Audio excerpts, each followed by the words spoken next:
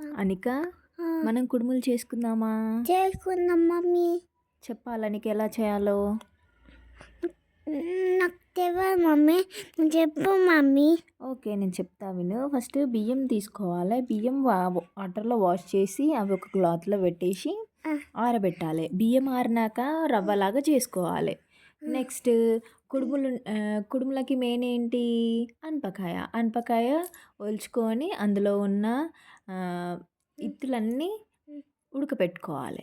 ఉడకపెట్టుకున్నాక next ఏం చేయాలి? ఇందులోకి రిక్వైర్డ్ ఏమేమి కావాలి? ఆనియన్స్, స్ప్రింగ్ ఆనియన్స్, మెంతి, కొత్తిమీర, మిర్చి, సాల్ట్, ఇవన్నీ కట్ చేసి పెట్టుకోవాలి. ఇది మిక్స్ చేసి రవ్వలో అనప ఇత్తులు కూడా మిక్స్ చేసి కలుపుకోవాలి.